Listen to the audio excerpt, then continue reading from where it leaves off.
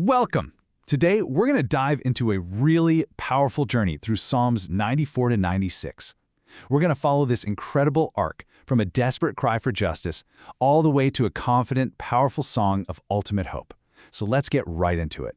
I mean, it's a question that can really weigh on you, right? You look around, you see injustice, you hear people saying these arrogant, awful things, and you can't help but just ask, how long is this going to go on? Well, this is exactly where the psalmist begins our journey in Psalm 94. So here's how we're going to break it down.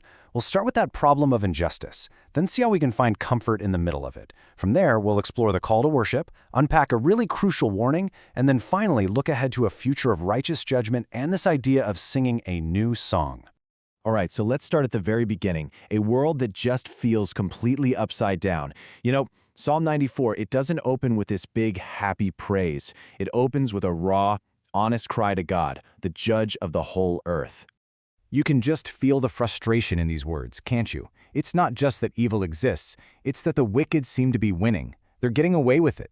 They boast, they prosper, and the psalmist is basically asking God, why are you being so patient with these people? To really guide us through these psalms, we're going to frame our whole discussion around answering three key questions. First, when you're feeling anxious about the state of the world, how can you find real comfort? Second, what exactly is this rest of God that gets mentioned, and why is it so important? And finally, how should the promise of a future judgment actually change the way we live our lives right now? And look, this isn't some vague, abstract evil the psalmist is talking about. He's pointing to specific, totally heartbreaking actions. The wicked are preying on the most vulnerable people in society, the widow, the immigrant, the orphan. They aren't just breaking rules, they are literally breaking God's people. So, when you're faced with that kind of reality, you have to ask, where is God in all this? Well, the wicked, they have their own theory, but the psalmist is about to flip the script and remind us of the truth. This is the real turning point, where we find God's answer to that desperate cry for justice. I absolutely love the simple, powerful logic here. The wicked are just foolishly assuming that God is detached, that he's not paying attention. But the psalmist fires back with this brilliant question. It's like, hold on a second. Do you really think the one who designed the ear can't hear? That the one who formed the eye can't see? It's just this incredibly powerful reminder that absolutely nothing escapes God's notice. And this right here, this is the answer to our first question. The comfort doesn't always come from our circumstances immediately changing. It comes from the knowledge that God sees, he knows, and his justice is certain. That trust, even when your anxieties are just swirling, that's the foundation for everything else. It's what allows this profound delight to actually enter your soul. Okay, so let's move on to Psalm 95 and see how this all builds. If we know who God is, this all-seeing, all-knowing creator and judge, well, that leads to one really logical response: worship. This whole psalm is basically an invitation, a call to come and sing to the Lord. So why do we worship? Psalm 95 lays it out so clearly. Because he is the supreme king, above any other so-called God. Because he created and owns literally everything from the deepest parts of the earth to the highest mountains. And also because of our relationship with him. We are the sheep of his pasture, under his personal care. But then, Psalm 95 takes a sharp turn. Right after this joyful call to worship, it slams on the brakes and delivers this really solemn warning. It looks back at the example of the Israelites in the wilderness, and it's a huge caution about the danger of hearing God's voice, but refusing to actually listen. Now, to understand this warning, we have to understand this concept of God's rest. And it's not just a place or, a day off. It's a state of being.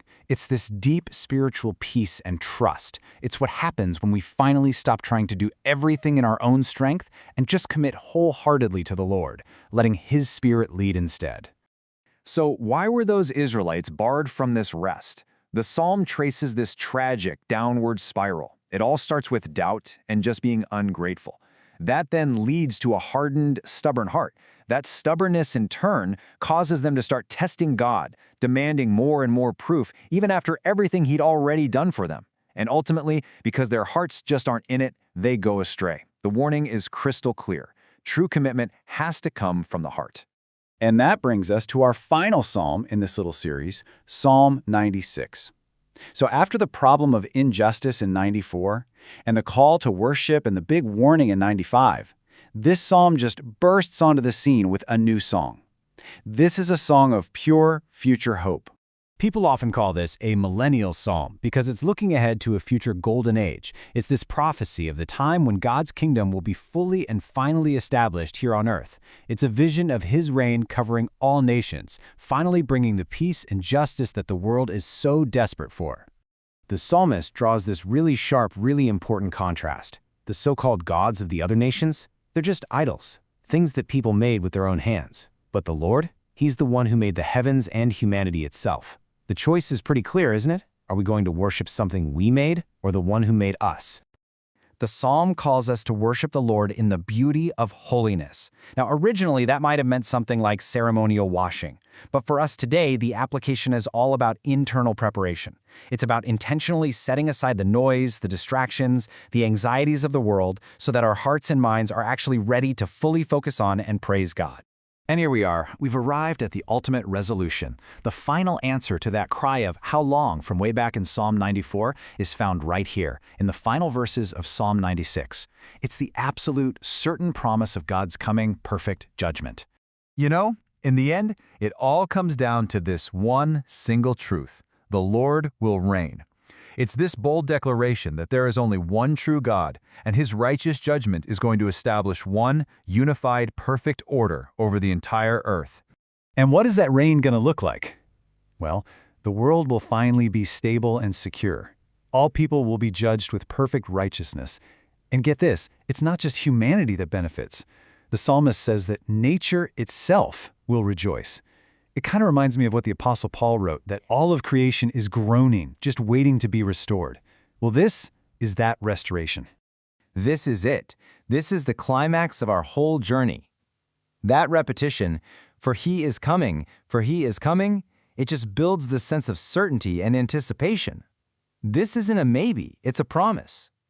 The justice that seemed so far away in Psalm 94 is guaranteed to arrive in all its fullness and truth.